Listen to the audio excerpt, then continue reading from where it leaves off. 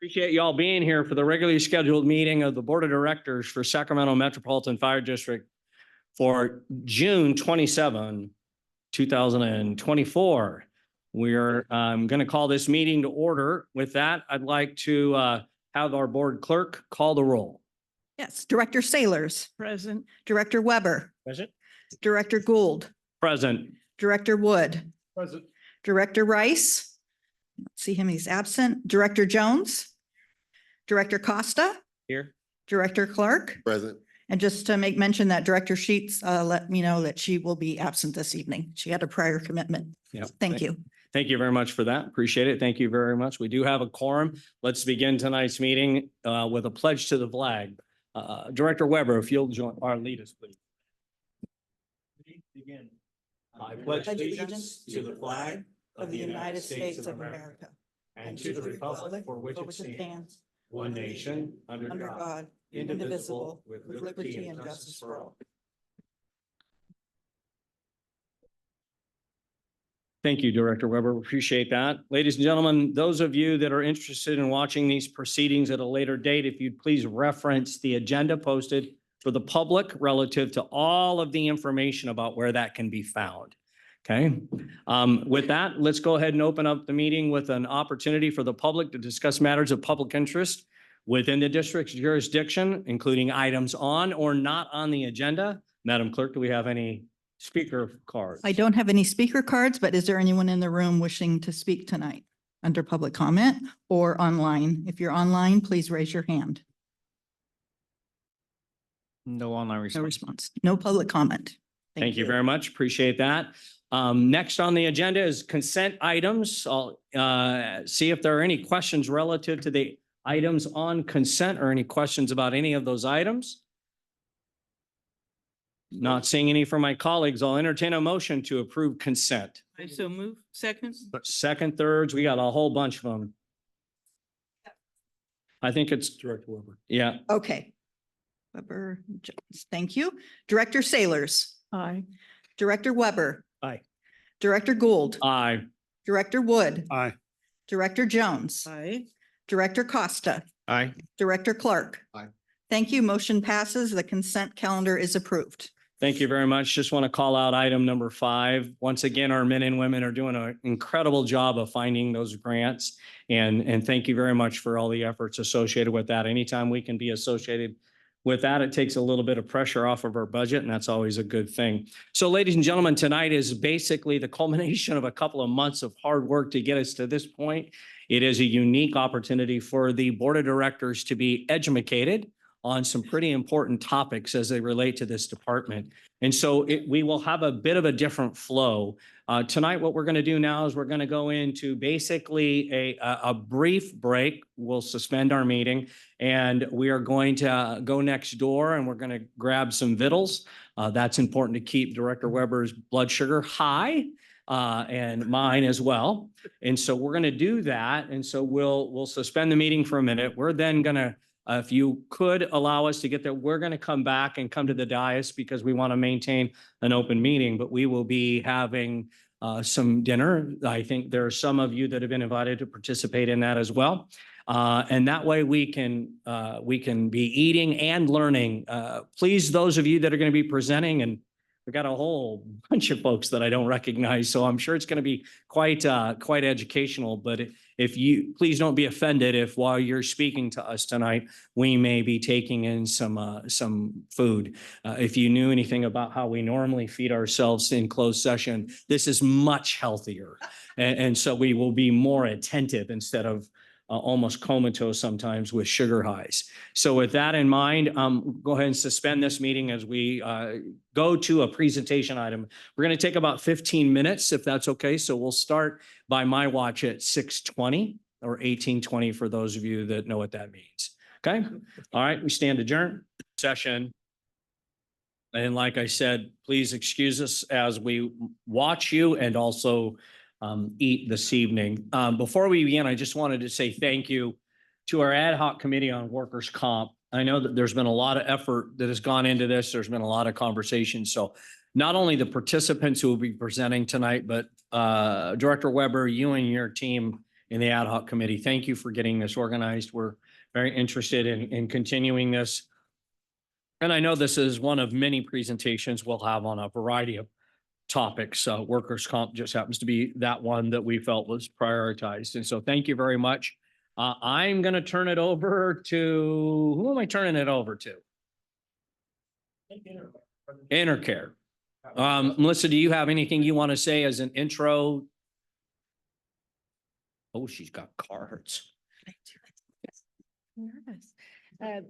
Good evening, directors. I'm Melissa Maddox, the Chief Human Resource Officer for Metro Fire.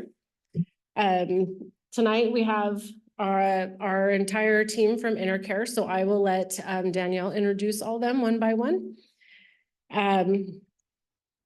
Tonight we're here to present the Work Comp 101 that we promised a long time ago when we had first talked about even getting a new TPA. While Danielle will be doing the bulk of the presentation, we are all here in support and here and ready to answer any questions you have. So please don't hesitate to interrupt us. And there's a lot of information that's going to be coming towards you tonight. So it's good that you have burritos and you'll stay awake. So before we get started with the presentation, I just want to talk a little bit about where we've been. So if you recall, last year we went out for RFP, and some of this may be repeat for some of the directors, but I don't know if everyone was there when we gave the award for the RFP. So we had the review committee made up of myself and Candace Sarlis, our work comp coordinator, and Vice President Schollard and Assistant Chief Law. And the purpose of that was to have the SMEs who deal with work comp every day, me and Candace. I should say Candace. And then a line perspective on the RFP process, and then also someone who had been through the work comp process themselves. So we had very unique perspectives coming into the RFP. The goal of the committee at the time, it was to find a TPA who understood the special needs and complexities of Metro Fire and all of our claims. First one being that we were a special district, which is different than cities and counties that have fire departments in them. And then we needed them to understand that we were going to have a little more direct involvement and input and influence over every claim. And then second being that we were a fire district. We needed the new TPA to keep up with our volume of injuries, the severity and the complexity of some of our injuries, unfortunately. But most importantly, we needed the TPA to provide our members with first-class customer service, the utmost respect and empathy and humility for our members when they were injured. When we started the process, the committee got together and we were handed a binder with 1,800 pages in it. I think I can speak for the committee that we did not have any spare time to do that during work hours. So there was many nights and weekends that were spent reading this because we were on a strict timeline. But we all understood how critical our recommendation would be, and how much it would affect our members and the future of Metro's work comp program. At the end of the day, we came to an anonymous decision, which I think kind of shocked all of us because we were all coming from different perspectives of the process and the work comp process itself. But we were all kind of looking at each other like, really? Wow, we all agree. Amazing. So as you know, we brought in Intercare in November of last year. Candace and I were very nervous about the transition, I should say the conversion of converting from the old TPA to the new TPA. We had no idea what that looked like. We had no idea what the workload was going to be. We were scared it wasn't going to work or something was going to break, and we had a go live date. And we've never done this before at Metro Fire. We have always had not necessarily the same TPA, but one TPA is bought out the next one and the next one. We never actually converted to a whole new TPA. But to our relief, it could not have been easier. Intercare was amazing, and the process was absolutely seamless, just as they had promised. Me and Candace had, Candace had a lot of involvement in it as well, but I was shocked at how smooth it went. And there was a few bumps in the road in the very beginning once we went live, but that was to be expected. And that technically I wouldn't say was on Intercare's part, that was previous issues. So since we went live, Intercare has continued to fulfill our commitment to Metro Fire, has continued to fulfill their commitment to Metro Fire, and have been extremely proactive and helpful in getting our program back on track. One huge example of their promise to us was to try and get our best examiner that we used to have on our account, and had unfortunately had left our previous TPA. And she's here tonight, Stephanie Gonzalez. Sorry, Stephanie. Stephanie was on our account for over 7 years.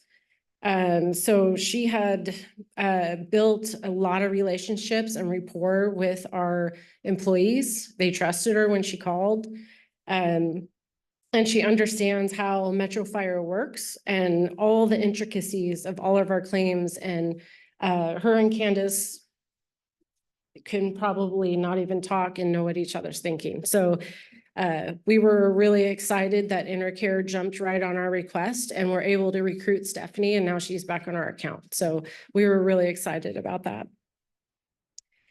In addition to the presentation you'll see tonight, HR has made tremendous progress in my mind on improving our program. The new app, which I'm assuming, I think some of you have seen, the new app on the apps page, the Metro apps page that all employees have access to, there's a workers' comp app. And on that app, there's the PDF forms to file a claim and the instructions on how to fill out those forms. There's also the web instructions to file a claim. So you can file your claim online through Intercare's portal now, and there's all the instructions on that. There's also a full contact list of who, what, when, where, and who numbers, emails of anybody you might need to contact if you have a work comp claim.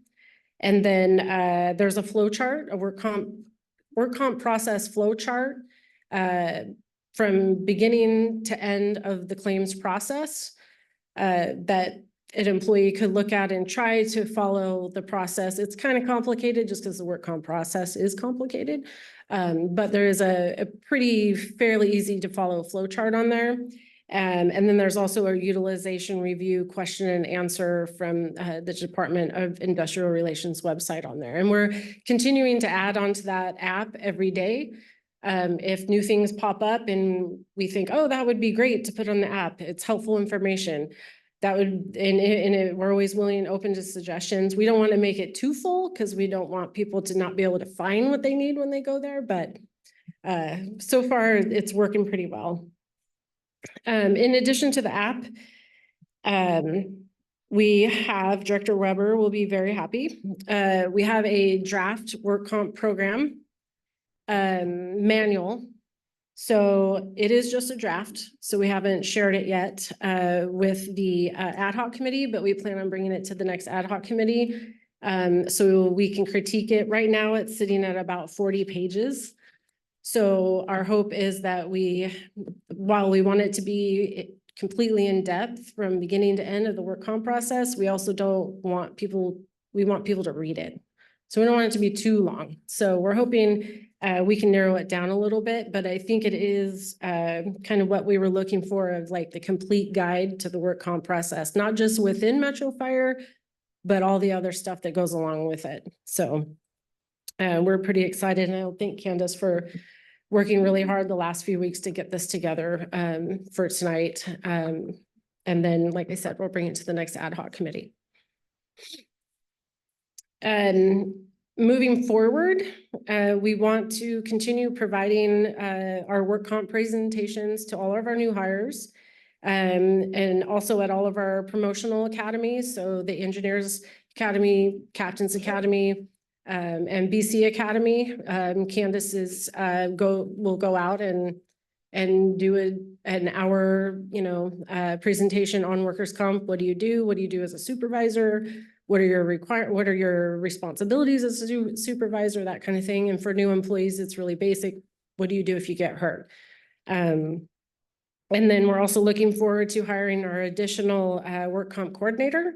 And we anticipate interviews to be in the next few weeks. I think this additional assistance will really provide an integral piece in us trying to move forward and make our program better and get to that next level that we're all hoping for. So with all that said, lastly, I'd just like to thank the board of directors for giving us this opportunity to present this information and overtaking an entire board meeting. So we do appreciate it.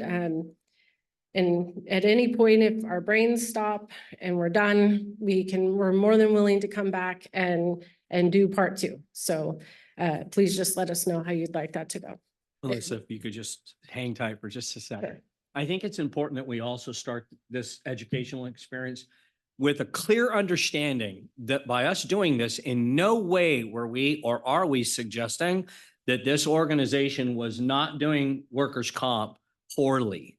Okay, so all of you, I do not want any of you to interpret as we become better educated. We know that you're stepping up your game. You're willing to do this for us, but I need to start the meeting with, we are not calling anybody out because they weren't doing something, or they were doing something wrong or poorly, or we're all growing. This organization has grown over the last 2 decades, right? And this is just one very important area, but one area that we're growing on and doing better. So I want to call out you and your team for being willing to kind of lay it out there and like, here's what we do. And we're open to being, to changing and those things. Cause that's a huge, I know that can be stressful when the politicians say, hey, we need a report, and all of a sudden people get a little bit amped up. But we're happy that you're here. We're happy that you've done all this work. We're very, I think, looking forward to learning more, because this is a big deal and it's only getting bigger for our organization. And so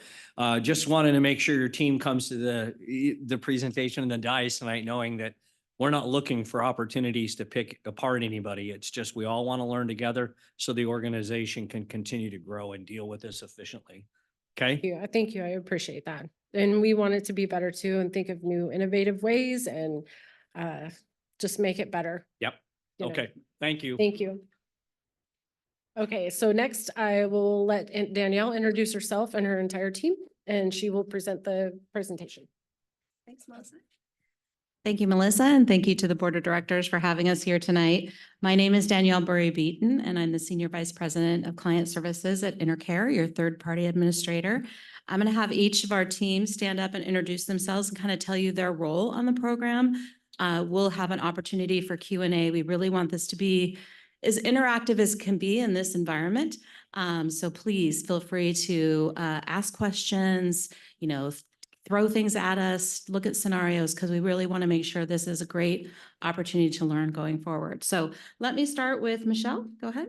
Hey, Michelle, if you could come for our massive TV audience. Okay. If you could have them come to the dais just so the audio picks it up and you get on camera. Oh, all right. So get ready, guys. Hi, everyone. My name is Michelle Metters, and I am the Client Services Account Manager for Sac Metro Fire. And I work with Danielle and Melissa and Candace to make sure they're all the behind the scenes and all the reporting and the stewardship meetings and all the information that they need to do their jobs more effectively. Great, thank you. Luann?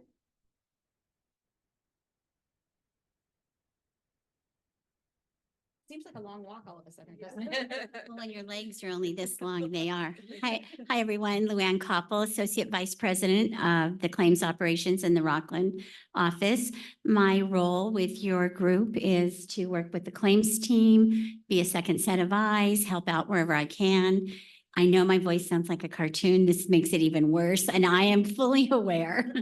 Thanks for having us here. Thank you for being here.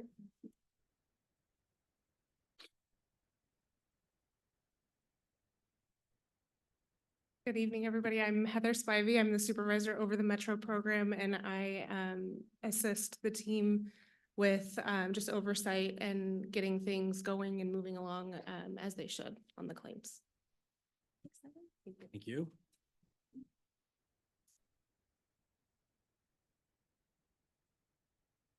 A rock star.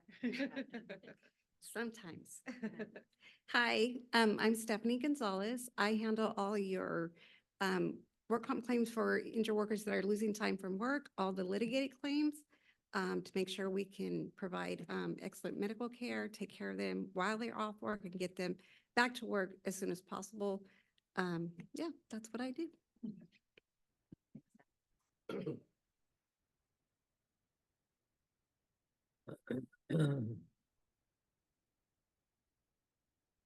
Hello, everybody. I'm Joseph Costo, and I'm the adjuster with SAC Metro.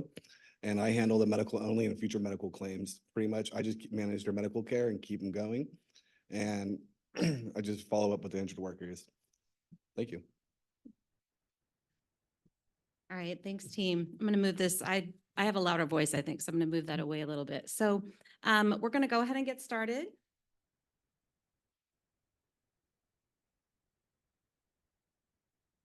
Okay, I'm like, Arthur, it's not working.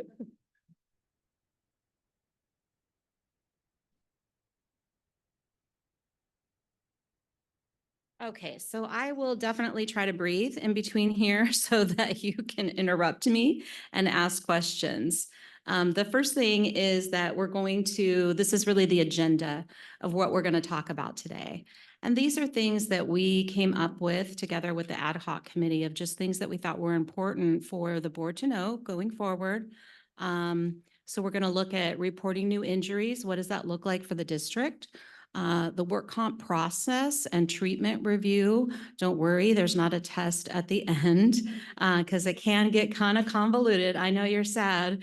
The types of claims that can be reported to us, some affirmative defenses and presumptions. We talk a lot about the presumptions for the fire department and the firefighters. Utilization review, which you guys have put together an excellent program to make sure that things are authorized as quickly as possible.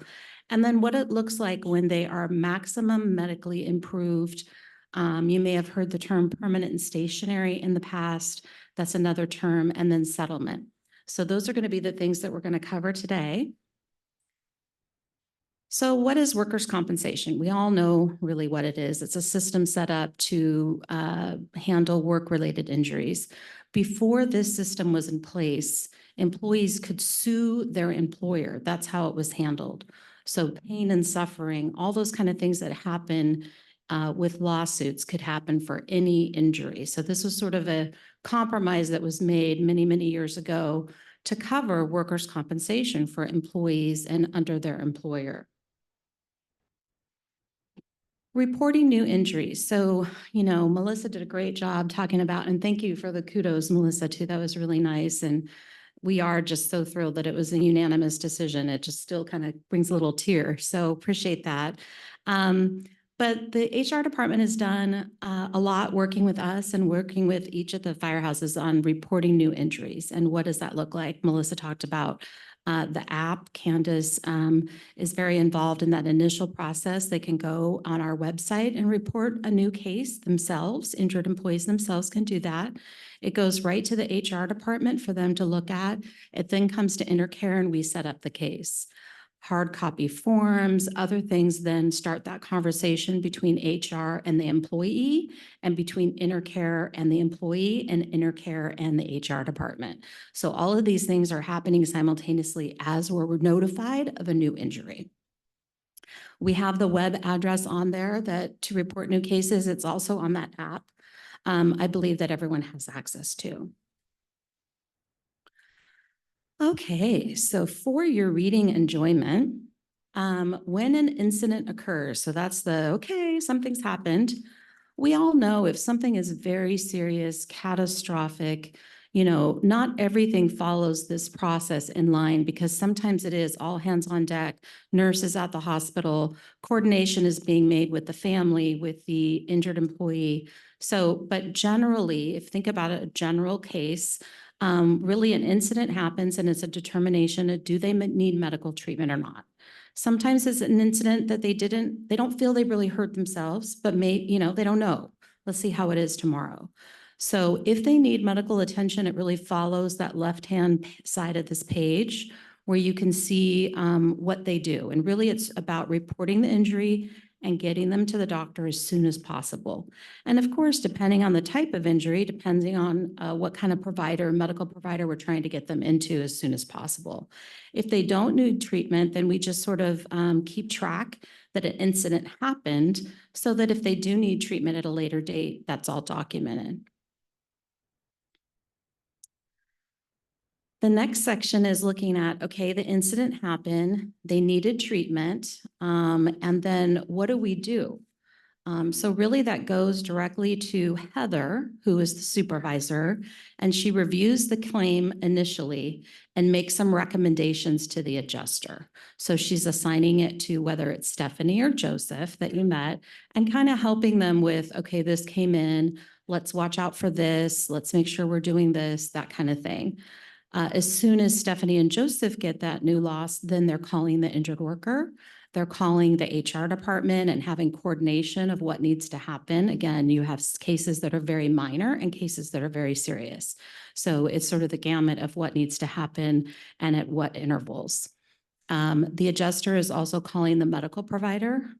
Usually at that time, they have been seen or have an appointment to be seen. And so they're working on, what kind of treatment is going to be appropriate. For this program, there has been put in place authorization so that the medical facilities can go ahead with certain treatment modalities without even requesting authorization. You also have where our adjusters can authorize a lot of different treatment modalities without having to go to full utilization review for a nurse. So these things can be authorized and happening right away, which is really important for the members of the district. Any questions so far? Oh, guys, geez. How often is that list reviewed and by whom? The list is reviewed between InterCare and the HR department. We've been on the program since November 1st. I think we've made adjustments already, probably about 4-ish times, adding things that, with utilization review, things are going to be automatically denied. And I'll give you an example. You hear a lot about these PRP injections. And it's a sort of almost think of it like a blood transfusion, and it's very innovative. But utilization review, when it comes to medical providers, their peer review, they're not going to authorize it because it's not under certain guidelines that are accepted for certain injuries for workers' comp. So we have just, those are just authorized. Any of the injections that need to take place, we don't want to hold that up. They're not expensive in the scheme of things. And so we don't want to hold that up. We want to make sure those are authorized. So we look at it anytime we need to, basically. If we have a situation where like, oh, maybe we need to think about adding this. Maybe there's a new treatment out there that we didn't anticipate 6 months ago that's now the big topic or the big thing that doctors are requesting. So we'll look at it anytime. Yes. So I go out and I find some Amazon jungle treatment thing, and it looks like it's got some decent research. How do I then make HR or InterCare aware of the fact that I found something that benefits me because of my injury, and at least bring it to your attention so that it could be looked at for legitimacy on getting into that list that you all review? Yeah, you could make that recommendation to HR. That's probably the best place to start. And then they would then vet it and work with us to vet that. InterCare, we have our own in-house nurses and medical provider director. And that medical director helps us with some of these more innovative type of things that come out. And sometimes, you know, you may not authorize those always. You may not put that at the adjuster level right away, but you want to see what kind of success rate it has and how it's utilized. At the end of the day, we want the members to receive the best treatment possible, but we also want to protect them and be safe and ensure that they're not receiving things that are not appropriate. You know, someone can only have so many injections, for instance, and it can be harmful. Someone can only be on certain medication for so long and it can start being harmful and cause other problems. So we're always looking out for that piece as well. Yeah. I think it's open, Okay. guys. It's I don't- open. Please don't, Alright. you don't need to go through me. Just let's have it Sorry. open and interact. So to build off that, how long is that process? The process for, like, if you found some kind of treatment that you've heard about, you read Yes. about, you want to, I would just go to HR and then they would just talk to us right away. We would get our medical director involved right away and kind of look at it. Sometimes we'll then come back with, okay, yes, you read this and this has this information, but here's these other, you know, articles that have actually been written and printed on, you know, because these days with social media, things can be out there that aren't necessarily true. Everything on the internet is not true. So we have to really make sure to vet that and look at it. But if it's reasonable and it's showing that it's working, again, we have our medical director look at it just because we want to make sure we're not doing something that, you know, could potentially cause harm. But it's very quick. It's, you know, we're here for you. So as soon as HR brings us something, we're looking at it and going through it as quickly as possible. Yeah, it's not a long drawn out process. It could be 48 hours to 30 days, depending on what we're talking about, like how big of a, yeah, you're welcome. So to your point, I just reviewed it not too long ago and I saw that hernias were not on there. Right. I emailed Melissa and how long did that take to get approved? Yeah. So one day. I'd just like to clear one thing up for educational purposes for the room. Again, back to what is work comp. 100% correct. The system was set up, I mean, you know this, I'm just saying this for the folks that don't. It was set up so the employee cannot sue the employer. The offset of that for the employee giving up the rights to sue, then the employer then agrees to take care of the employee. It is not a money-saving component for either the TPA or the district to save money on it. It is a component to take care of our people. And that is the rest of the conversation. What is work comp? Just want to make sure. Yeah, that's a really good point. And really, it's the sole remedy. So if someone is injured at work, their remedy is to file a workers' comp case and go through that process. And of course, we're always looking at ways to improve that process. It can be convoluted.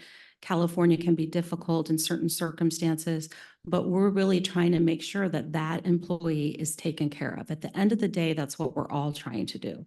But we have legal and other things that we have to take into consideration as well.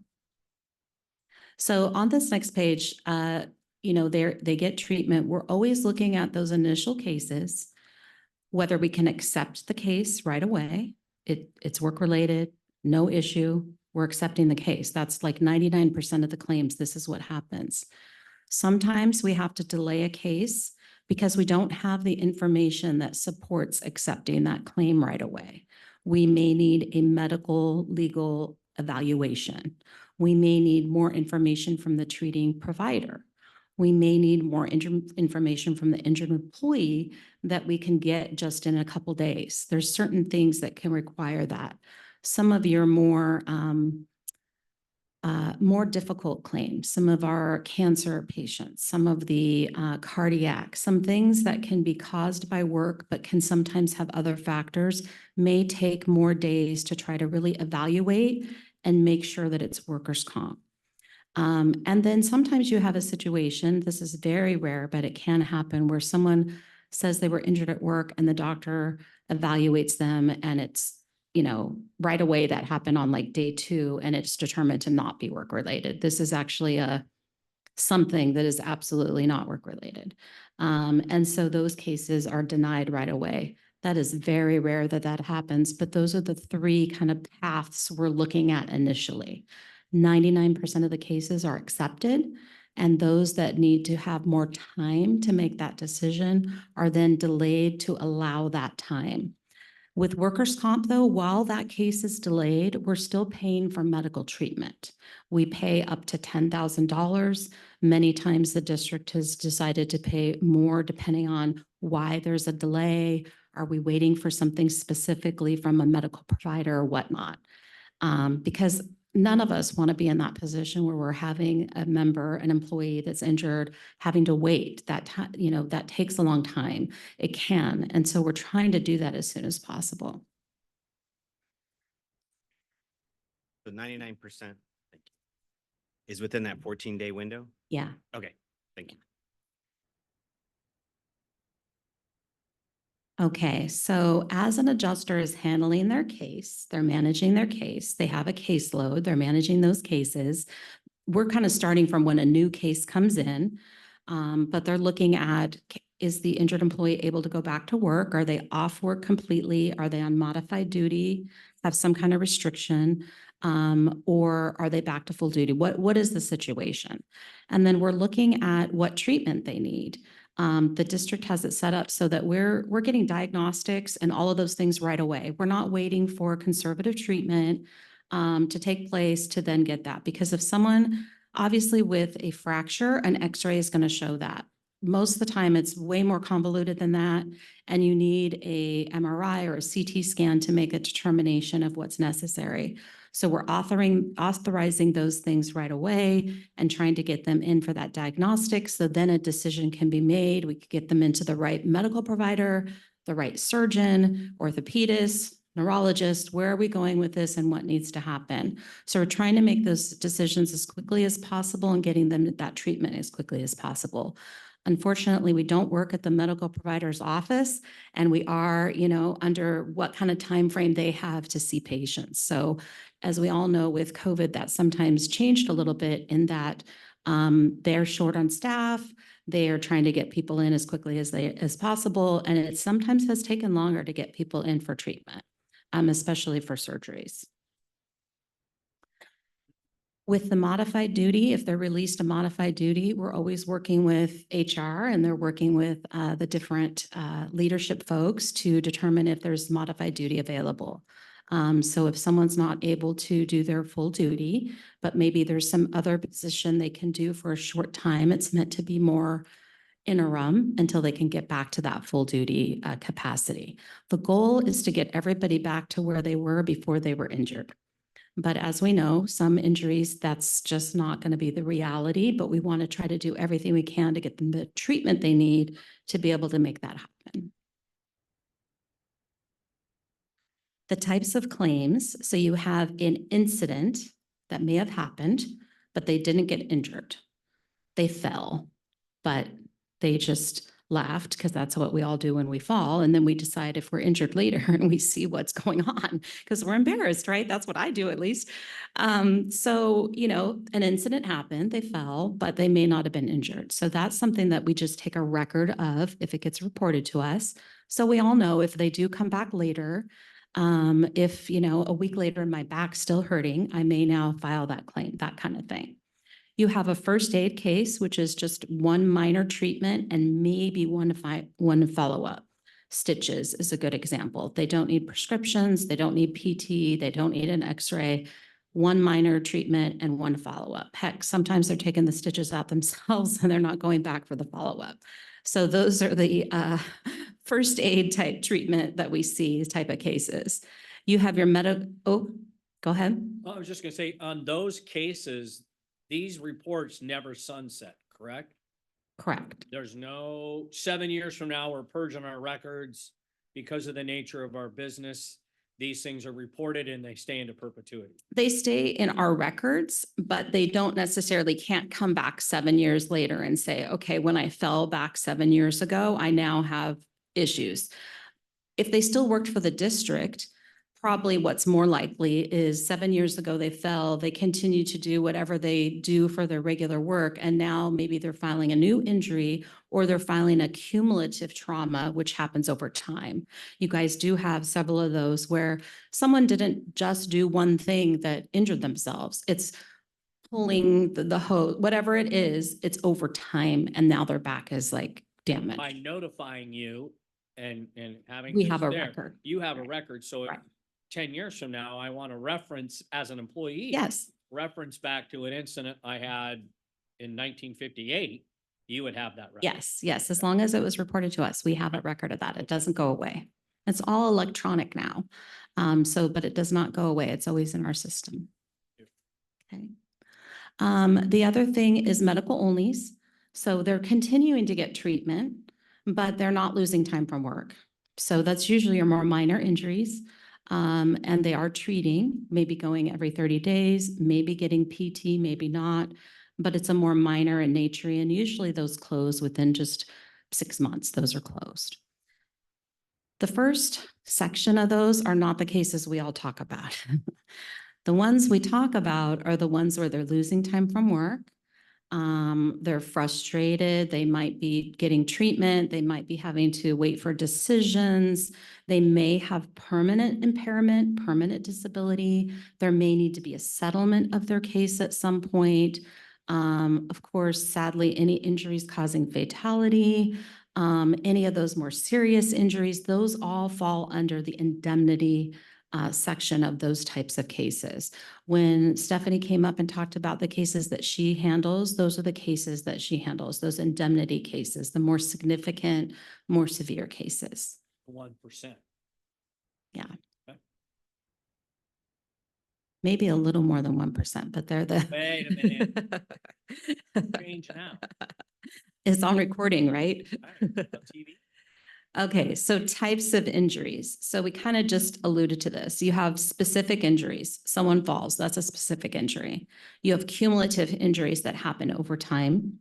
You do have, like any of our municipalities, but specific for what your firefighters do, this happens where it's not just from one thing that happened. It's over time that this happens. So that's cumulative trauma.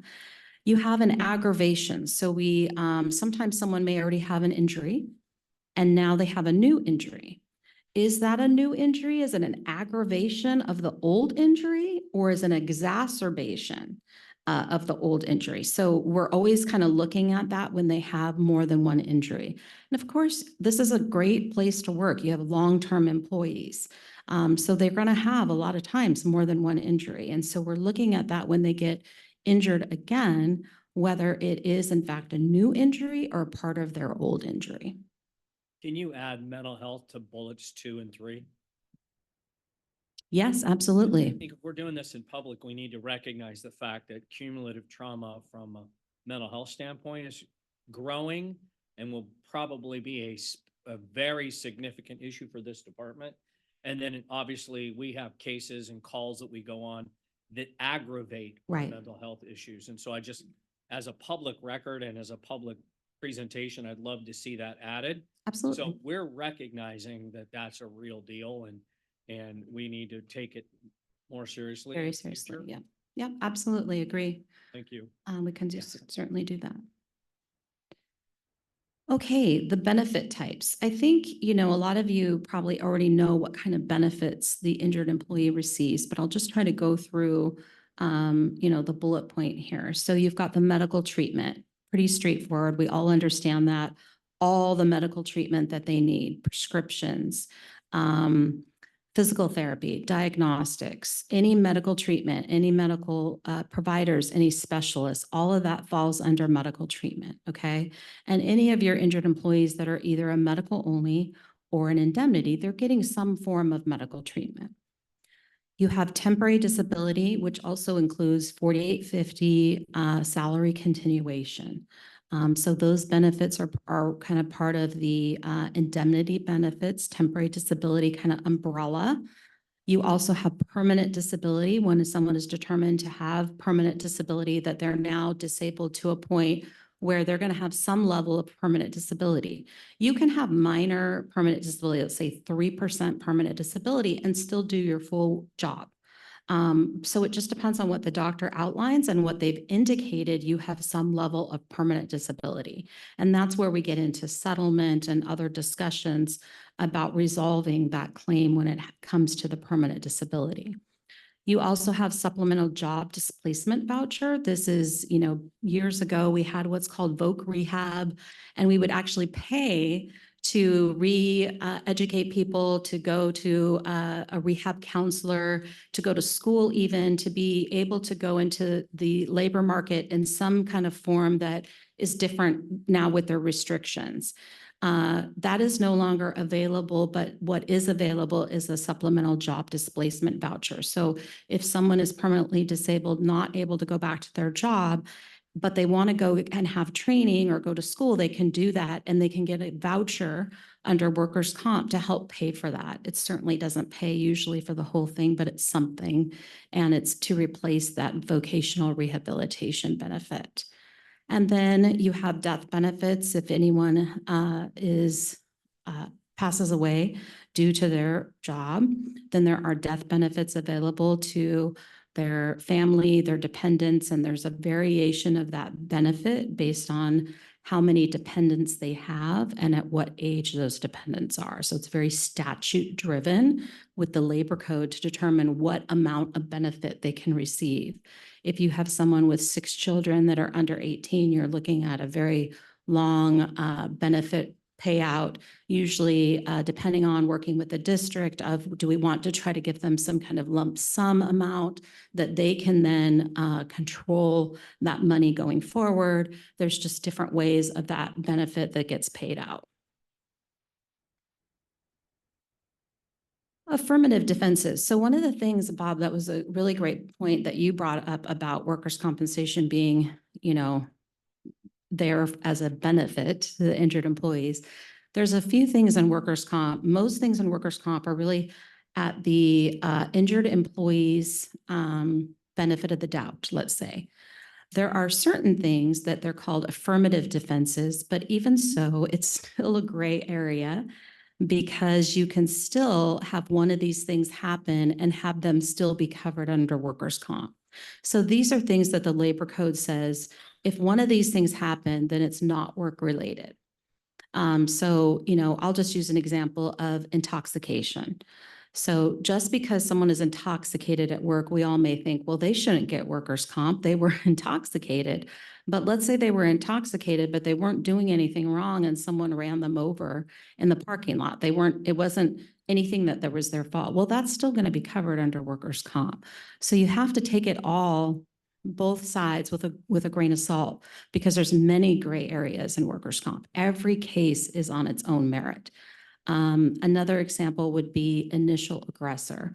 So really, I hope this doesn't happen, but if you had, 2 people at the firehouse and they got into it for some reason, the one that started it would be considered the initial physical aggressor. And even if they then got it worse, on the flip side, they probably wouldn't be covered under workers' comp. So, that's, again, gray areas, because there always is in workers' comp, but those are things that are covered under the labor code. I know you're all thinking about incidents now. Yes. Yes, going and coming for a lot of your firefighters is covered, but going and coming technically would be the drive from your home. Let's say from my position, the drive from my home to work. And to work is usually the parking lot if it's provided for your employment. A lot of that is not necessarily the case for you guys, depending on their position and what they're doing, but that is technically what the going and coming is. Okay, so presumptions. Presumptions are in place that are really presumed outside of other information to be a work-related injury, okay? That said, like I said, on all sides, there's gray areas and every case is on its own merit. So the burden of proof with presumptions, and this is outlined in the labor code, which is what we all go by. And no, we don't have it memorized, and it's like a book like this. But it's pulled out a lot to go through because we're trying to make sure we make the right, best decisions we can. And it's how we learn when we're learning how to handle cases. So a normal case, the industrial injury, the employee has the burden of proof to show that the injury or the disability arose out of their employment. To be work-related, it has to arise out of your employment and happen in the course of your employment. So both of those things happen. And we refer to it as AOE, COE. If you've ever heard that, if you ever attend a claim review, you may have heard that. So arise out of employment and in the course of employment. When it comes to the presumptions, the employee must meet this burden of proof normally when the preponderance of evidence. So we're always looking at, okay, what does the employee meet in terms of whether it's presumed or whether it's not presumed? And it has to be the convincing force. So of course, we take each case on its merit. This is in the back of our mind. We know there's presumptions. We know how important those are and why they're in place, and the years of hard work fought to make sure that those are in place to protect those positions, firefighters, police officers. So what is the presumption? So we've kind of outlined it here, simply put, as unsimply as you can put it. It's an assumption of fact the law requires to be made from another fact or group of facts formed in the case. So it's under this evidence code. It's statutory. So it is, in the labor code, it is required. And its enacted facts can either be conclusive, meaning there's no dispute to them, or rebuttable, which means that it is presumed, but it may be rebuttable for a variety of reasons based on all the other factors that we all come with our human body and all the things that happen with us. So although there are presumptions, we still have to look at each case and what each injury is to make sure that it truly is work-related. We're trying to do that as fast as we can, but you can imagine with certain things, and I will say cardiac and cancer are two very difficult ones because a lot needs to happen in terms of medical information to make those determinations. Any questions on just this piece? Because I know it's a lot. Yes. So we have presumptives, Mhm. heart, lung, on and on Right. and on. Hernia. So you're saying that there's still, or there could be, burden of proof on the employee that he or she has been here for 15 years and now he or she has cancer. You're saying that the presumptive laws don't really apply to presumptive? They do apply for sure, but it's a matter of whether they're rebuttable or not for that specific individual for that specific alleged injury. And that is where we get into where a case might be delayed because we need to get the medical information to then say, yes, accepted. And most of the time, and Candace and Melissa can talk about this, most of the time those are accepted, but we have to go through a certain process to make sure we have the medical information to make that determination. So it's a frustrating one, and it is for us too, because we'd love to nothing more than just to go, oh, it's presumed and it's, everything is taken care of and let's get going on it. But we also have to make sure that we're following the guidelines to make sure that it is truly a work-related injury and meets the presumption without the rebuttable piece of it. So it gets very legalese. It gets really into the legal. Is there an average timeline on those types of cases? So when we delay a case, depending on the type of injury and depending on the statute that was in place, you have 75 to 90 days. However, the medical community doesn't always abide by that in terms of trying to get a med legal, which is what is needed a lot of times for those more severe injuries. And so we sometimes may have to do what we call a provisional denial until we receive the report. And then truly, most times, once we receive that report, it's accepted. In the meantime, the injured employee is already treating and getting all the treatment because that's a really important piece to know because they're already getting the treatment. It's just that technically, and they're getting paid most of the time from the district already. But technically, we haven't been able to put that stamp on it to truly accept that case yet until we get the medical information. And that can be really frustrating. And that's where we really try to talk to the injured employee, explain it. Candace and Melissa, let's explain it, talk about it, and kind of go through what to expect, when to expect it. Really, that's where that really important communication comes into play. You guys had questions? Yeah, quickly, to Director Weber's point, it's fair to say that in a presumption, the burden of proof isn't shifted back to the employee to prove he doesn't have that exempt or that rebuttable presumption. If we are going to Right. rebut the presumption, the burden's on us. The burden is on us. Yes, exactly. So the burden is on us, but at the end of the day, the employee is the one that's waiting for, this to happen. So they don't have to go do the legwork to prove that it's work related. No. So I apologize if I misstated that. It's the burden of proof is on us. And again, in most cases, it is compensable. It's just getting to that point where we can make that decision. And you said that you had 75 to 90 days to gather that in order to make the decision. I just hate this word in this process of provisional denial. I know. I think that comes with such a heavy emotional burden to our men and women that I wish we could get around whatever that legal requirement is, but not be sending something to a member, to use Bob's, 15-year member, and say, well, this catastrophic injury is provisionally denied. Right. There's nothing positive that comes from that No. in my mind. So are you telling me that that's something that you're legally required to do at let's say day 89, you still don't have the stuff. You have to be able to show a future court or something that you notified the employee that you have denied their claim? Yes. What a bunch of crap. Right? Yes. Right, exactly. And because that is it's such a terrible message. It is. So we have to make a decision by that date. And the decision has to be notified to the employee in writing. And that writing has to be the Division of Workers' Comp specific letter and language that has to be on there that we cannot even change, which is why it's so important. And one of the decisions to come to Intercare is communication. We have to call the injured worker.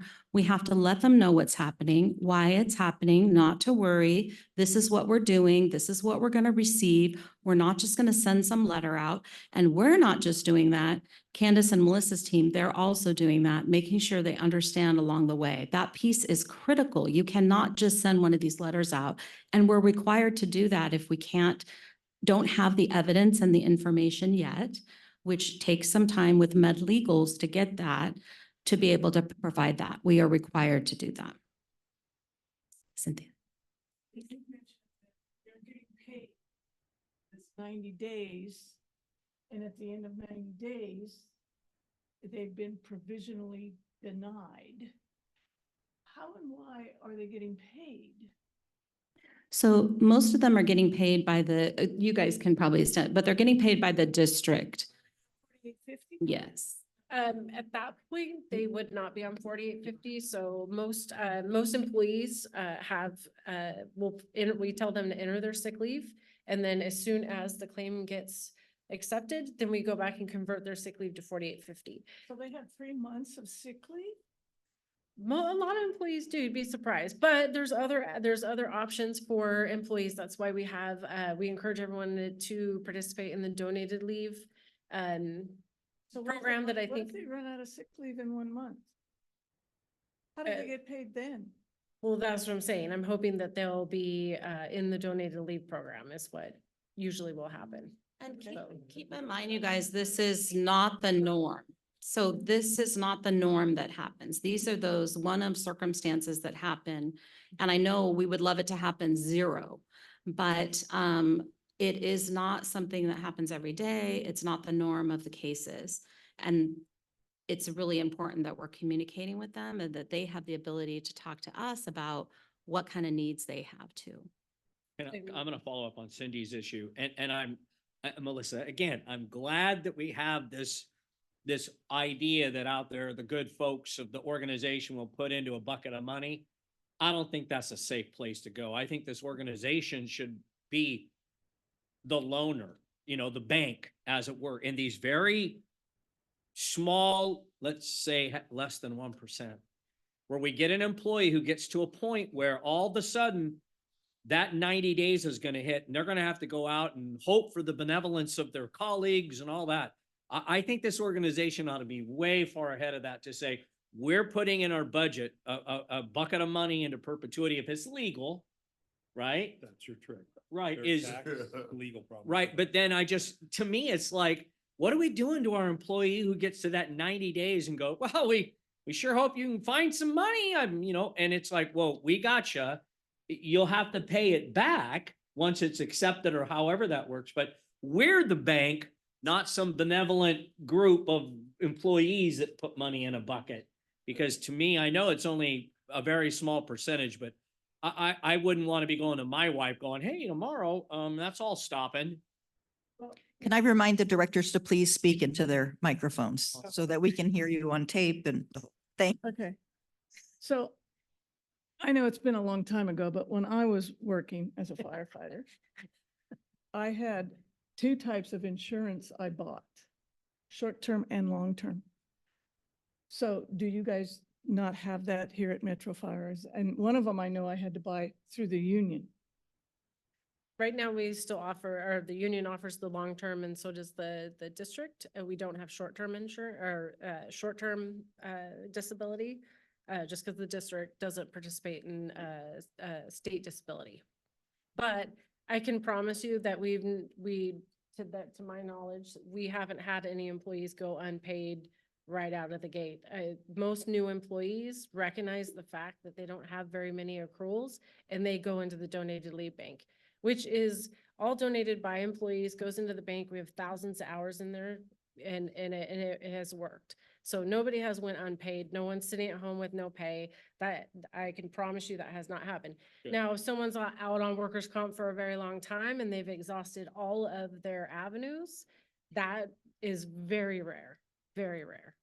And I could even get you the data to show you that. So and that's what me and Candace do. We will try to work with the employees to say, okay, here's this option, here's that option. We encourage them every new employee orientation to say, you know what, think about this. If you get hurt, it may not be accepted right away. It may not be, you just never know. And it hasn't, thank God, we've been able to work through every single case on a case-by-case basis, and nobody is sitting at home not getting paid. I can say that on What your about recording, so. employees that get hurt off the job? That is also good for donated leave. And the district offers light duty or modified duty Okay. for anybody who's willing to accept it. We have people all over the district sometimes working here, working there. And we also have the 56-hour light duty, modified duty program now too. So it doesn't disrupt their normal schedule. They can still stay on their shift and go be on light duty or modified duty at a station. And they still can do their normal stuff on their 4 days, because we understand that everyone builds their schedule on their spouse's work schedule, and you got your flow, and then all of a sudden you're working for 5 days a week. It doesn't work for everybody. So we're always looking at new options to avoid the situation that you're describing. So that wouldn't be a fun phone call for sure. So can I ask a follow-up to that then? Is that information that could be provided to the board? You just stated it, but is there a way to get all that? The light duty policy is Just an all the- existing Yeah, policy, and then one of the policies that are going to be coming to policy committee really soon is the 56-hour. The 56-hour light duty policy used to be somewhat of a pilot program that was started when Chief Harms was here. Chief House has now agreed to make it a permanent policy. So we are literally a week away from the final draft. So perfect. So we will be seeing those at some point. absolutely. And then just to follow up. So if we find that an employee is getting to a point where they're running out of sick time, is that then communicated to the chief? I know it Yes. wouldn't come to the board, but you would be Yes. notified and you'd be aware. Okay. Correct. So there is a, And we something in discussed place that. to address. And we discussed that at executive staff, yes. Melissa Okay. brings that to executive staff. We have a conversation to find options. And to our point, we don't have any employees that are not getting paid because of this. Right. I Okay. think the other policy or procedure you're asking for that we can provide for the board is the donated leave, how that Yeah, it'd be is. good to know, right? Okay. Thank you. No. Thank you, Chief.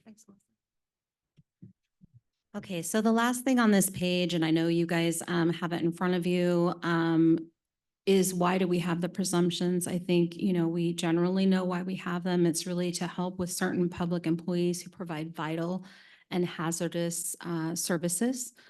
So by easing that burden of proof. So again, we talk about that burden of proof, trying to ease that burden of proof from them for those hazardous services. That's driven by state law. State law and labor code and statutes. Mhm. And does your organization also have historical presumptive claim data so that you don't necessarily have to go through every case, even though they're unique and all that?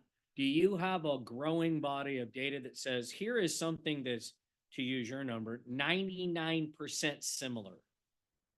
Because we've got this data in our own organization, we can reduce the time that it takes to make a decision. Is the institution, your institution, learning from similar events in a similar industry and similar injuries so that your adjuster folks can look at this, go, geez, this is virtually the same thing, boom, and we move on, versus narrowing it down to you're spending an extra 3 weeks on a 1% differential. Does that make sense? Yes, it does make sense. It's a little more convoluted than that because every person and human body is different and it's just not an exact science, unfortunately. But what we do keep that data. But really, when it comes to making a decision, so much is about the knowledge of the individuals here. And they're looking at that case, they're talking to Melissa and Candace, and they're kind of collaborating on where we need to go with this case. What information do we still need? Do we have enough to make a decision now?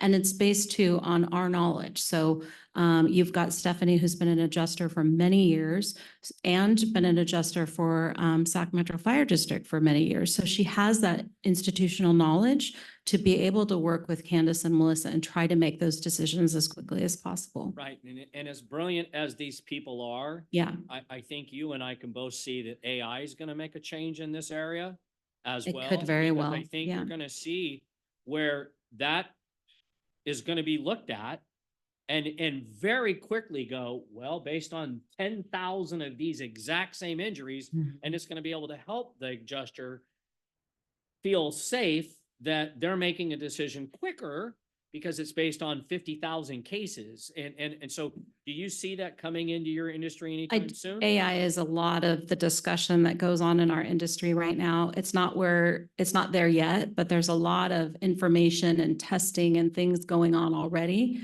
There's things used for AI, like evaluating medical reports and using AI to skim through and kind of pick up on things.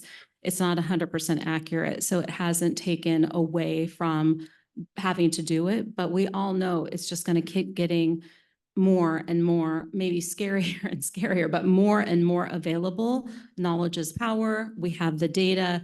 I do see this in the future as being something that's definitely I would hope utilized. Intercare is being a leader in that area, because obviously when we start talking about time and what we just heard a while ago, Yeah. getting our men and women back onto the ground, Yeah. I think we've got to be open to these scary things that Mhm. really take a look at this and can do it in a much faster, much more accurate way, because they have access to not just Intercare's 10,000 Right, similar events, but 1,000,000 of those. And so the error rate drops significantly. right. So I hope you guys are looking at that and saying, how can we help Metro Fire by utilizing some of this technology? Obviously, once it's proven to not be full of error.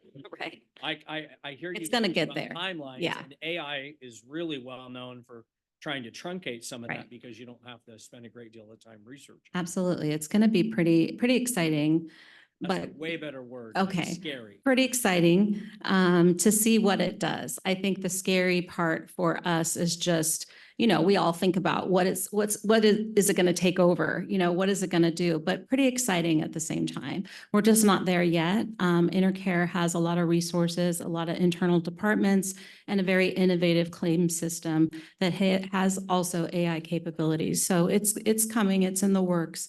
It's just not quite there yet. Well, we're still on presumptives. The board intrigued me to think about a different question. As we're trying to see what better looks like, presumptives, kind of a misleading word, it sounds like from the legalese, right? Mhm. So I'm allowed to inform you, the TPA, that hernias, because they're presumptive, don't need to go through the process. Why For can't, utilization review, right? why can't we do that with cancer, for example? So the difference is with cancer, when you say don't need to go through the process, what you guys have changed is that it doesn't need to go through utilization review. But that's already an accepted claim. It's just not going through utilization review. So it's being authorized. The surgery is being authorized. When it comes to cancer, it's a lot more convoluted. And it doesn't mean that decisions can't be made, but at the end of the day, we all want to try to make the right, best decision for everyone, for the member specifically, but for the district as well. So that's why when you get to some of those more really complex, catastrophic, really difficult diagnoses, we're looking at a lot different things. Where did the cancer originate? What kind of cancer is it? How long did the person work for the district? Was it 1 day? Was it a year plus? What kind of job did they do? Sometimes people aren't in the kind of position that they may have gotten the cancer from work. And I'm not saying they did or they didn't, I'm just giving out scenarios. So when it comes to cancer, it's a little more convoluted, a little more difficult, even more so than cardiac and heart. It's not an exact science. Are there any agencies you're aware of that have pre-authorization for cancer or cardiac in the state of California? No, I'm not. And we do handle a lot of municipalities with fire and police across California. Yeah, no, I'm not. I do say that, the key is just trying to get the process as quickly as possible and communicate often so that everyone's on the same page. There's no surprises, pay for the treatment anyway, because most of the time they're treating with their own medical provider. They're treating out of work comp. They're treating with specialists that they need to be treating with, not with a workers' comp doctor that doesn't specialize in oncology. So that all needs to happen anyway. But it's not a perfect system, and it doesn't mean there isn't room for improvement, certainly. So I've got a question. Thank you, Bill. Expanding on your statement. So if we have a presumptive and a primary care or a specialist doc has said that it is work-related, the chief has the power to override everything else, the QMEs, everything else, going on the initial doctor's statement that it is work-related. Am I correct in that?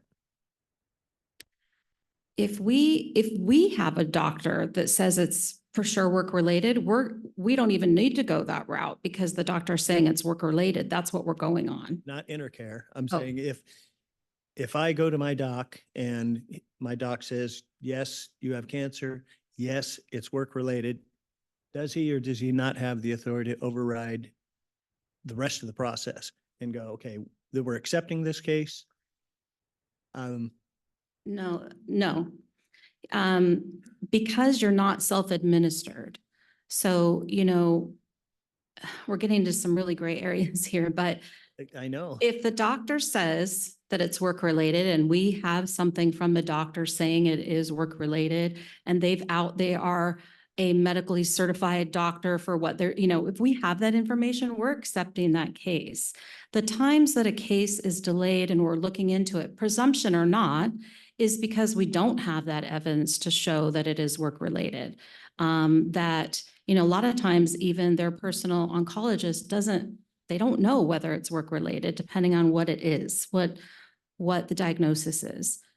So that's when you're getting a medical legal involved and you're having to go down different routes to ensure that you have the correct medical evidence to support the decision of accepting that case.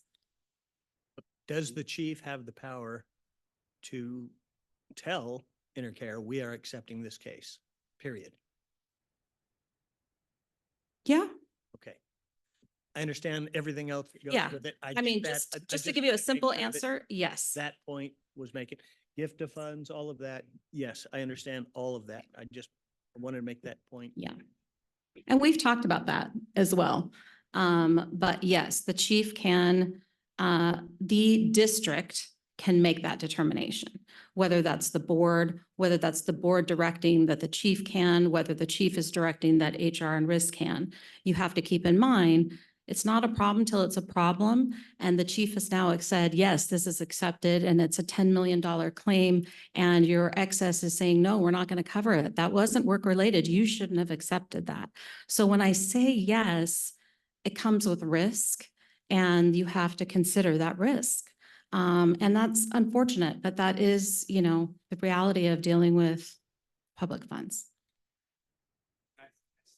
Yes, absolutely. It's quiet back there. So this came up when we brought the board resolution to you, when Chief Haverty was here on the UR. And what we got from Lavra was that the board makes that decision, but they would need a resolution that would allow the fire chief to make that recommendation as the governing board. So I would say as of today, the fire chief legally doesn't have that based on the information we got from Lavra. However, the board collectively could ultimately come up with and vote and approve that resolution if so be. So the chief has the power after we give it to him. Yeah. And because we represent the public, that provides us a lot more latitude to. And I don't know if that policy includes what evidence the board must collect. Yes. It does. Does anyone Yes. remember? Yes. If It that does. policy requires this board to have X, Y, and Z criteria in order to give that direction? Yes. Cindy, you're saying it does? Yeah, we have to see the medical evidence. So we see it, make a decision, tell And the then chief what. As a legislative body, we make a decision Okay. which gives him the power. And protect, and the agency and all of us protection. Yes. Right, okay, Yes. all right. Now, I had a question, if I can go back to, do our members have a right to sign a form and allow their personal doctor to be their Primary their- treating their physician. choice, Their Mhm. physician of choice when they get injured at work? Yes, that is, they're pre-designating their personal physician. It has to be, the laws have changed over time, but it has to be someone that they already treat with. And you have to name the specific physician. So like, I'm a Kaiser member, I can't just say Kaiser, something like that. So it has to be their personal physician and they can pre-designate before they're injured. So like their Yes. primary care. Yes, provider. and that's Okay. part of what HR goes over with new hires as well, is one of the things is the pre-designation, if they want to pre-designate a physician. So if they get injured at work and then the next day they go see their primary care provider at Kaiser, and that doctor says that is an on-the-job injury, Yes. then that is an on-the-job injury. Yes, okay. Medically, yes. And if we're talking, you know, some of the heavier things that we've been talking about, medically, the doctor's making that determination. What the doctor can't determine is something that is cause in terms of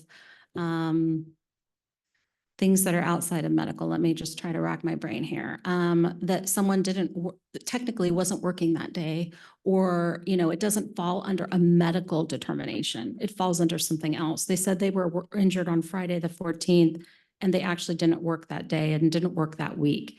And the doctor said that it was work-related for that date of injury, but they actually weren't working that day. So that's something different. That's a factual determination, but That's, medically, yes. okay. That would fall into it, as long as the specialty of that physician is appropriate for what they're treating.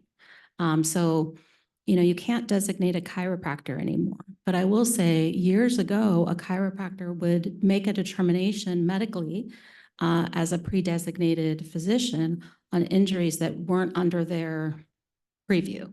So that's where you have to keep that in mind. Thank you. I just want to follow up on one thing. The last comment you made, Chief, was to protect the district. But if he's making decisions, his decisions aren't binding on our excess carrier that may or may not agree with that determination. That's correct? That's correct. All right, so that's something we need to also be careful about in terms of delegating to him. He may not, somebody else may not agree with him, and it may be a $10 million. And it could be a risk, right? And that's why we have Lauber in the room. Yes. And that's why also you want to be, there needs to be some consistency. Can't play, there can't be any emotional involvement in the decisions. It has to be very consistent, very factual, very objective, because that's when you can also run into problems. Yeah. Team, is there anything I've said or haven't said that you guys want to? Yeah, yeah. Everything is medical evidence driven. And the timeline of that is what can be very frustrating because you're dealing with medical providers that are not always timely in the medical information that you need and getting seen and seeing these injured employees timely to get that information. And that's where it really gets frustrating. And for us too, we don't want to be the bad guy. That's not what we're about. So it's hard for all of us, it is.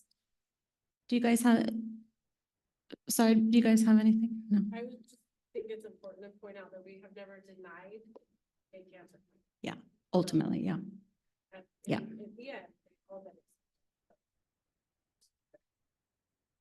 Okay. So here's the list of the presumptions. COVID-19 was a presumption for a period of time that did sunset. So that presumption is ended. It doesn't mean that someone can't claim that they have a work-related COVID injury, but it's no longer falls into the presumed compensable or presumed work-related. So in general, these are the presumptions that you can see here. As you guys know, you see probably a few of these more often than anything else that we see for the district. Is there a chance you can reference this list? Like we typically see when a list is generated and we're not the author of that list? Can you reference this so when people see this, they can say, well, how did a hernia get in there? You can state California Code of Regulation and there be a reference, because as that continues to change, I think it's important that the public understand that, when they don't understand why, you get Lyme disease, it's presumption. And Right. it's like, we're not the ones that are making this decision. It's the legislators who represent the community who then decide how this gets on there. So I just like to see when we have these things, if they're state law, that we reference that law so that people get an understanding that we're not picking and choosing these things at random, that we're following the law when it comes to these presumptions. Because, cancer, how many different ones are there? And Right. we've got to be able to reference a document that the state mandates we follow. Right, and they do it's cancer. They don't specifically specify which ones necessarily. So, and as we know, unfortunately, that's a growing continual diagnosis, continual new things found. So, yes, each one of these has a history of how it ended up being part of the presumptions, and each one is part of case law and labor code that we can reference anytime needed. Yep. I think that'd be important. Okay, well, this looks like fun, doesn't it? Uh, So we go by Senate bills, Assembly bills, labor code, also case law that gets, pursued, goes through the Workers' Compensation Appeals Board, goes all the way up through the court system, and that is then used to quote for different decisions that we make. So this is Senate Bill 1127. Signed into law by Governor Newsom on September 29th. And it reduces the time period a claim administrator, employer, us on your behalf, has to deny liability of workers' comp. This is where we talked about the 75 days. I think you've heard this before be discussed in this forum. It sounds like a good idea on paper, but unfortunately that time period being reduced when you already had a tough time hitting it in 90 days and you have to send that letter out that we all already just talked about is awful. It can just be very difficult to receive because it's very difficult to make those decisions on the few cases you have to do that within that time frame. So that is talking about the reduced time periods, the temporary disability benefits under that that Senate bill, and then the penalties attached if decisions aren't made timely.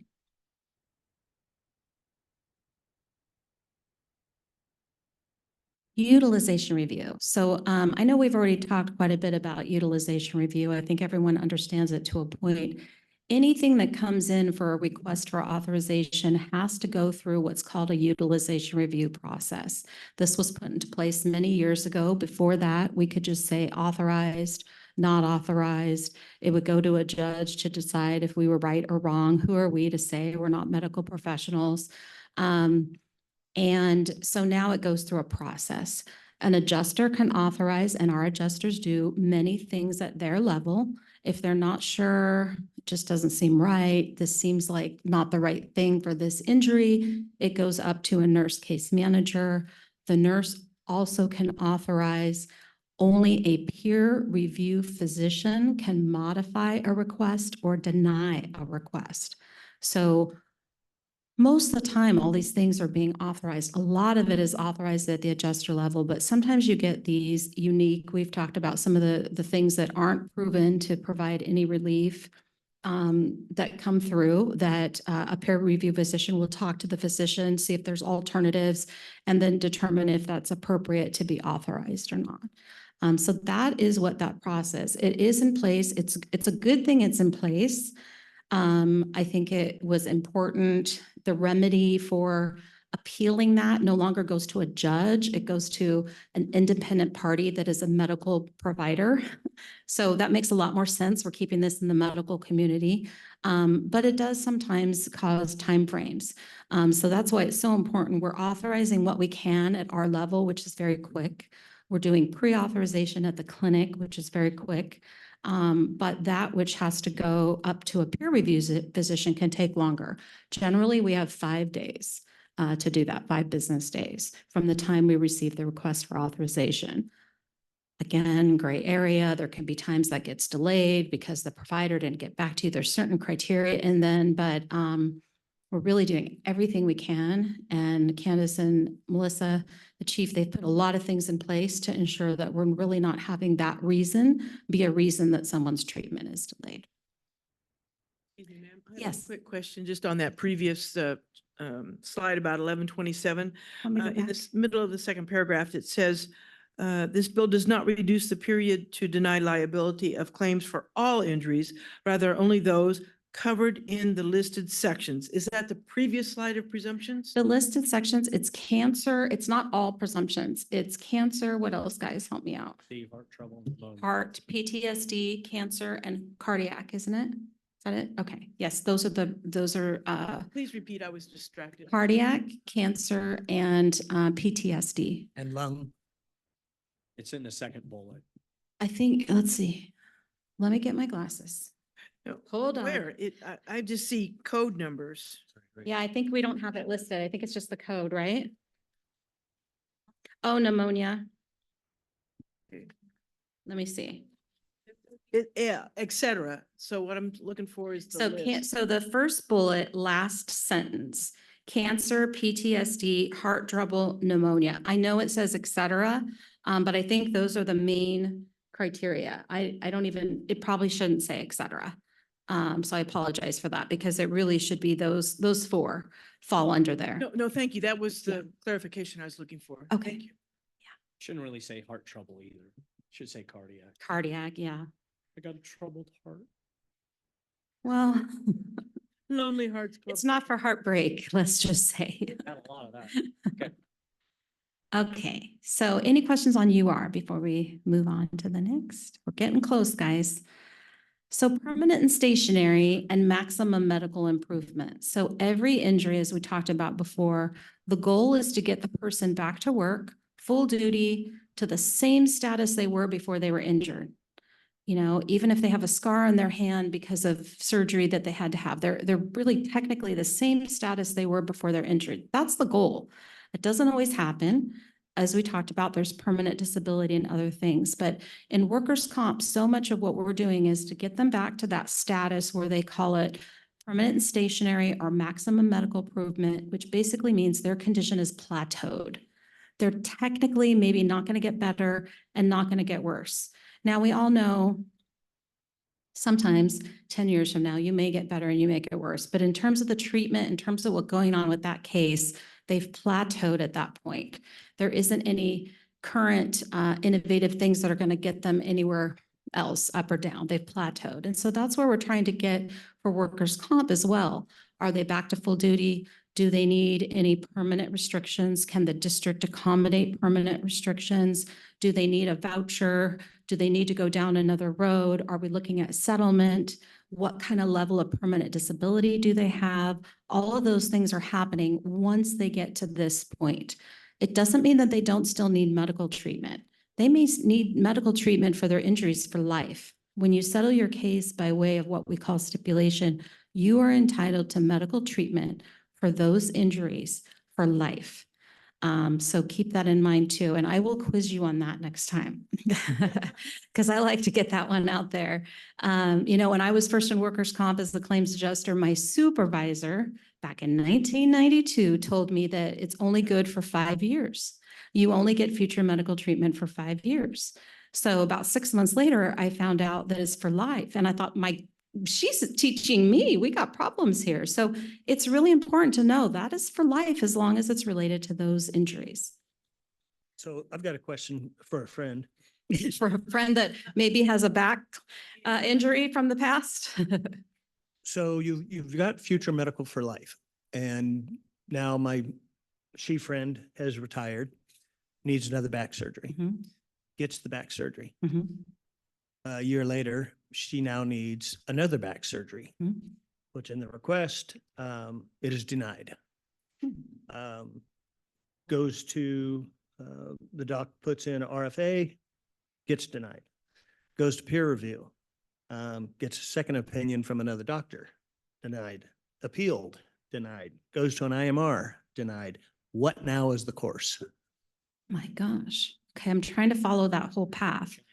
But The end subject is it's not authorized. Yeah. It's gone to an IMR at this point. Okay. Okay. So the IMR is going to make a determination whether to override the decision or not. So if IMR upholds the decision and says, no, this is not authorized, it's not appropriate, the only recourse is then to go to the appeals board. And there can be, you can request for a hearing. If there's an attorney involved, there's certain recourses you can take. But if it's gone through all of that, I would just say that as much as we all sometimes think surgery is the answer, if that many medical professionals have indicated it's not authorized, then I think we really need to talk about what's going on. Why isn't it authorized? Is this a technicality? Probably not with that many steps. Or is it just really not going to have the right outcome? And they feel it's very dangerous to do that again. Those that have hardware in their back, you can only do certain things so many times in the same area, whether it's a fusion or whatnot. I'm certainly not a medical professional, but I think those are the kind of conversations we would need to have. And there are recourses still. There's always going to the court system. Well, that's my question is what after that point, say that the individual then went through private insurance, had the surgery and recovered tremendously. Right. What now is the recourse for this person? So if they ended up going through private insurance, which a lot of the folks that are retired with the district have future medical with the district for life, So let's say they do that and it turns out to be really successful. You can certainly make a case to have it be reimbursed on the work comp side. But generally your regular health insurance is not going to go through the path of doing that. We also, not to get too crazy in the weeds, but we have Medicare to take into consideration. Medicare is very interested in things that should be covered by workers' comp that are being paid by the health insurance industry and paid ultimately by Medicare in many cases. And so there's also that to consider as another component. But I think the biggest thing is we need to talk about it. I certainly don't know if that's a claim that we're handling, but we need to be talking about it and talk about why, maybe get our medical director involved, like what's going on? Is this just really that dangerous? Like are there other options? You've already got a second opinion, you've already got the IMR, all these other things. So yes, there's always recourses and it can go through the court system, but more importantly, we're all human. Let's talk about it and make sure we're making the right decisions. It's going to be the best for the person and their recovery. Thank you. I'll let her know. Thank you. Alleged friend.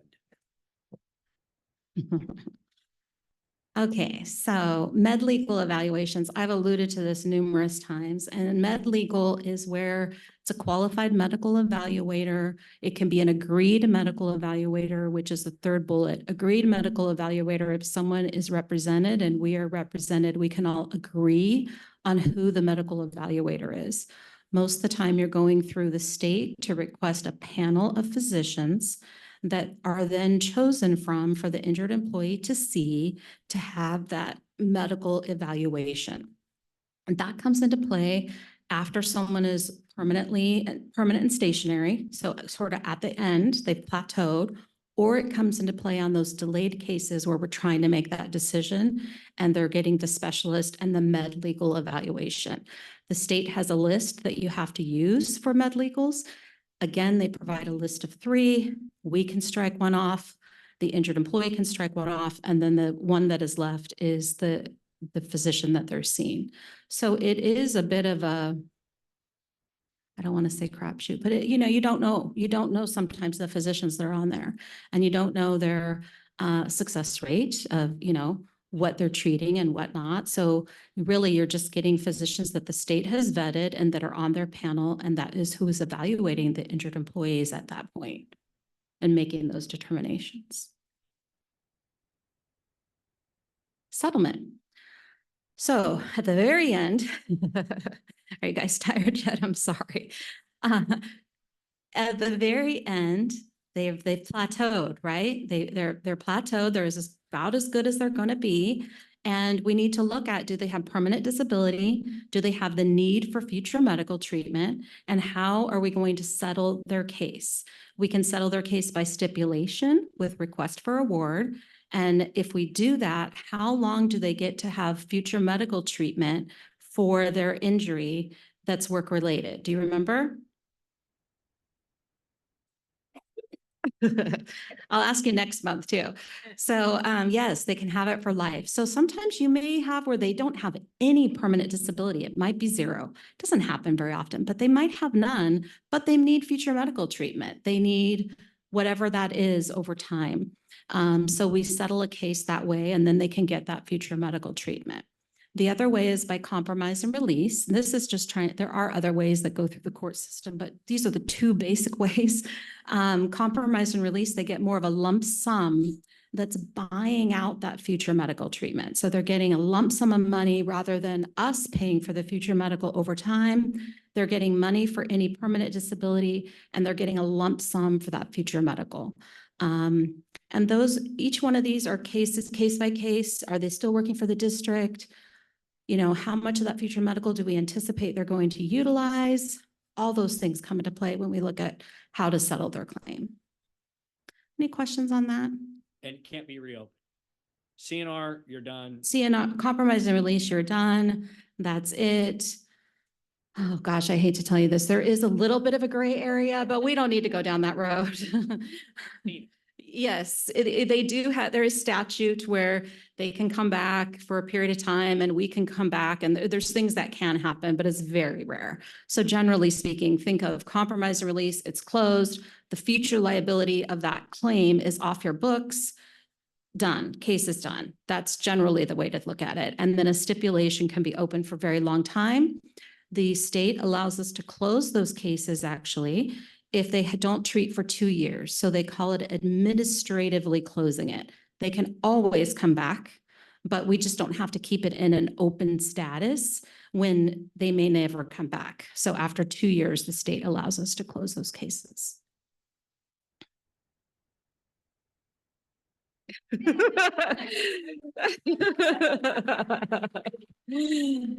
So I know this was a lot of information. We could honestly talk about this for days, and I certainly don't want to be the one to talk about it for days. We would get my group here involved, but we wanted to be able to give you guys enough information to have those important, hard conversations, even to talk about some of the challenges and some of the things that happen with workers' comp. We can dive deeper at another time, as these guys said, version 2. We can do as much training as you need to do. I don't want you to think that we're trying to force you into learning just certain things. That's certainly not the case. And really want to make sure that we're doing what you need to help you make the important decisions that you need to make. So thank you for your time today. I appreciate it. Thank you. Thank you. Okay, folks. Well, hopefully my colleagues, I know I did, my colleagues, we got a lot out of that educational seminar tonight. And thank you for the team for being here. Before we move on to any other items on our agenda this evening, I want to open it up to my colleagues. Any comments relative to this particular event? Just thank you. Yeah, Okay. thank you. Very informative, very Thank you very informative. much. Yes, sir. Sir, Chief, oh, Bob, go ahead. Sorry. I've said it from day one. Thank you, Intercare. You're doing a fantastic job. My friend said it has nothing to do with your TPA, but honest to God, you guys are doing fantastic work and we thank you very, very much. Thanks, you guys. Awesome team. Thank you. It also makes us aware of what a good job our department is doing, by the way. Yeah. Yeah, absolutely. Thank you. So I think this has been successful. Thank you to my colleagues. And again, to all of you that have been involved in putting this together. Just like any good college course, Workers' Comp 101 needs to be followed up. We'll figure out when that makes sense to this group. We continue to get a lot of things put on our plate. But I think this is really what we envisioned at the beginning of the year, is starting to educate not only the folks at this table that do a lot of workers' comp claim work, but also the men and women out there. And so we know that that's part of the ad hoc committee's goal, is to see our men and women become more and more aware of what this benefit really represents for them, so that we can take on, have an environment that they know will take care of them in times of injury. I think that's a really solid outcome. So thanks again for your work tonight.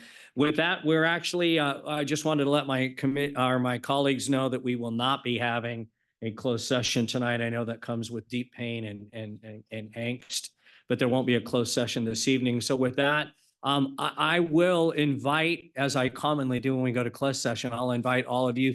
It will not offend us if you decide to get up and go see your families now. So don't feel obligated to sit through a bunch of reports that you probably could care less about. So if you'd like, I can even take a few minutes and let you leave out of here without a lot of us staring at you. Or I think Arthur's got the cameras focused on you right now. But why don't we do this? Let's take a 5-minute biological break, and we'll reconvene here at 8 o'clock. All right, ladies and gentlemen, we're going to get going again. Salute. Was excellent. We appreciate all your attention. We're just going to quickly move through reports this evening. And by quickly, I mean President Gould has no report. Thank you very much. Chief. And I have a very short report. I just do want to mention a couple things and acknowledgements. First off, fire camp has been very successful this week. It's going on, and the last day is tomorrow. 80 kids having a ball. 8-0? 8-0. I've been Good. fully out with a waiting list, and very successful. We've got retirees as counselors to on-duty personnel to our first ever single role as a counselor out there. Oh, So great program. I'm going to start off, and since I see Chief Law out there, I want to let her explain what happened. But under her leadership, I cannot thank her enough for exceptional leadership for her entire division of CRRD and the investigators for these two successes, one of which is the largest and greatest one documented in Sacramento County. So I'm going to turn this over to Chief Law because I think as she explained it to me on the phone, she'll show her excitement. So Chief Law, thank you very much and great leadership in your division. Chief, I appreciate the comments. So the first update I wanted to give you is on fireworks. As you know, we're approaching the 4th of July. It's already been picking up since the beginning of May in regards to our citizen complaints and tips coming in about illegal fireworks use in the community.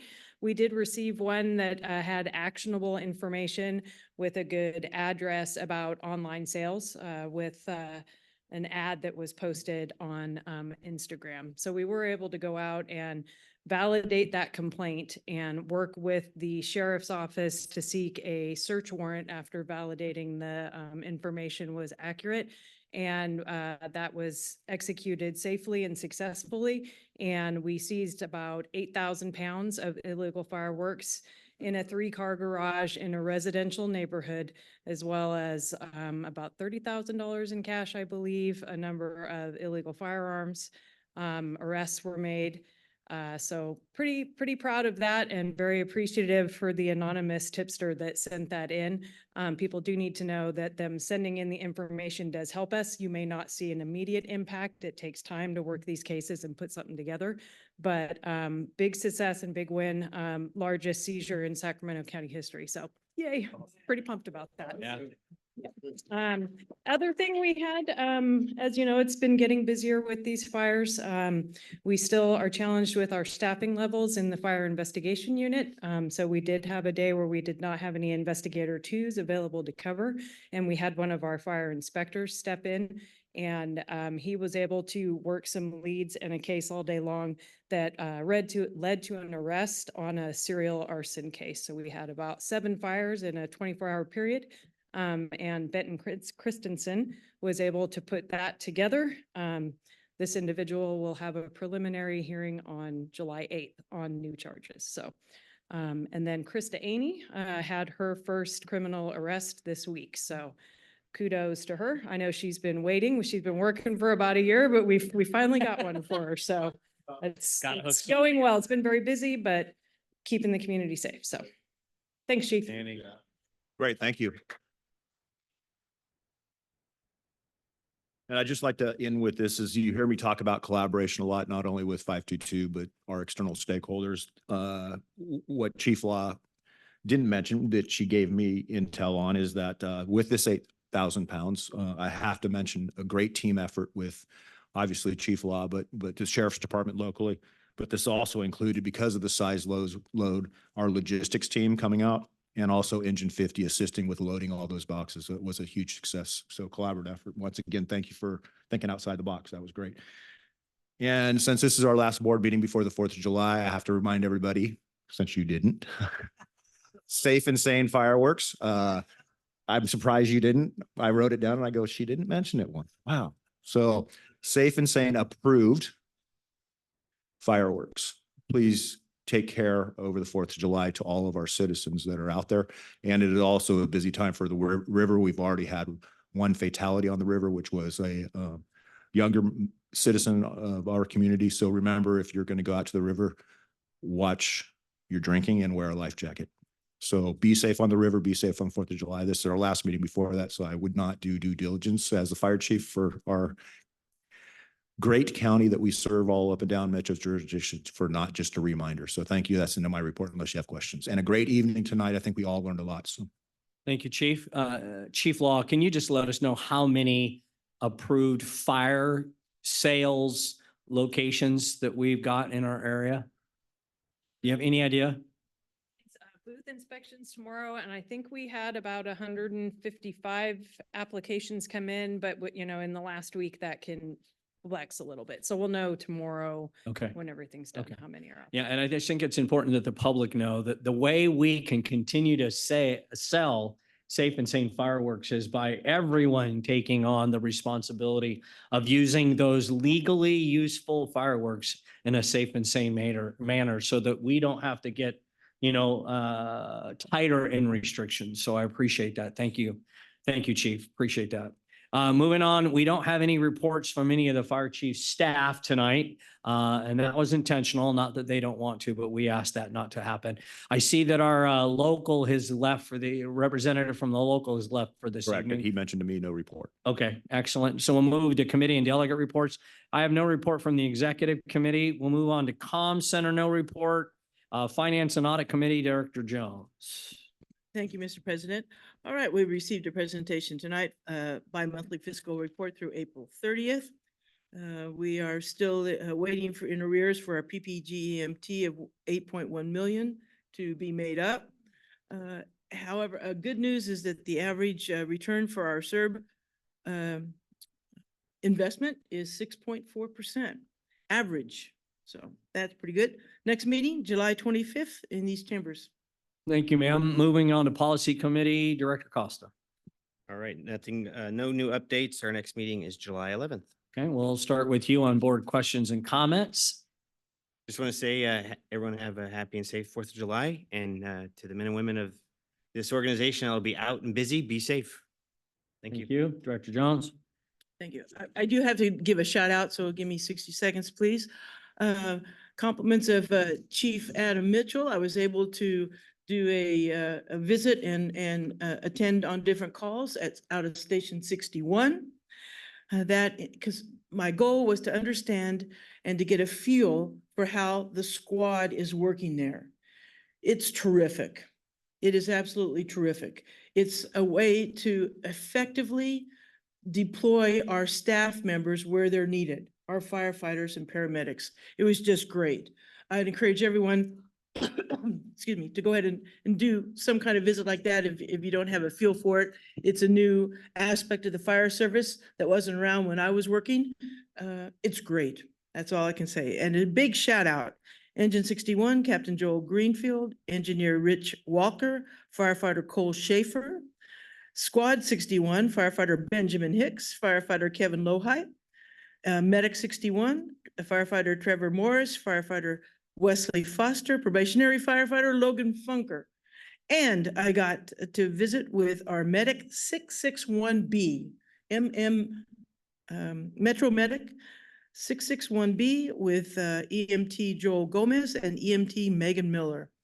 A very good success, and thank you so much, Chief Mitchell, for arranging that.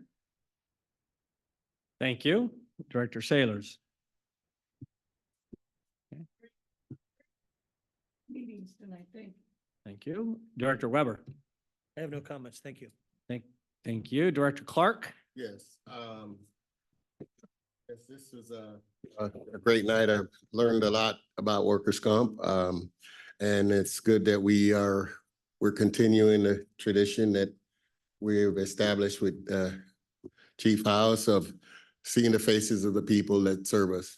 And it was really good to see the InterCare people and how they work, and you know, it's very good.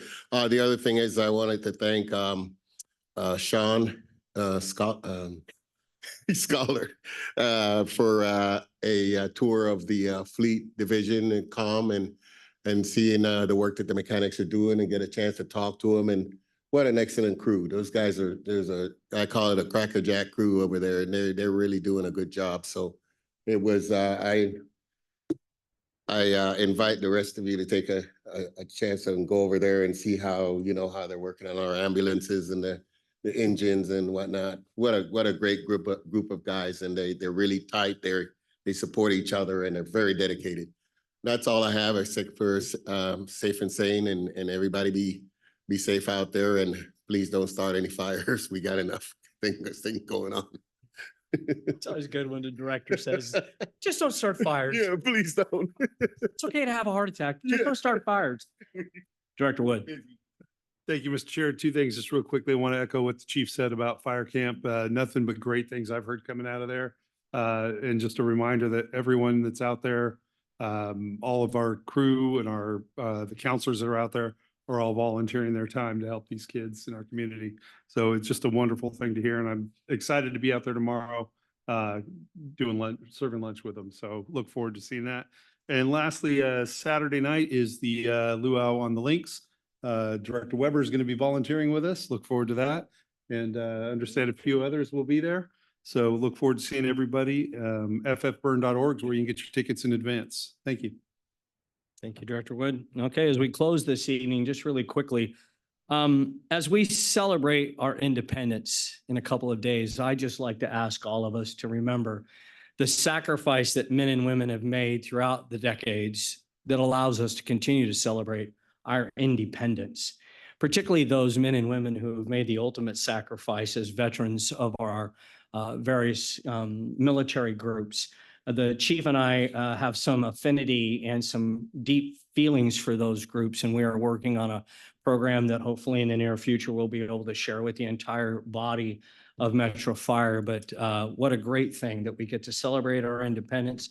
We get to have boards like this without any significant oversight from our government. And I just want to say thank you to the men and women who will be not only serving on our shifts, but also serving in our military this time of year as they're away from their families in many cases. May they be watched over and God bless. Thank you very much and have a wonderful weekend.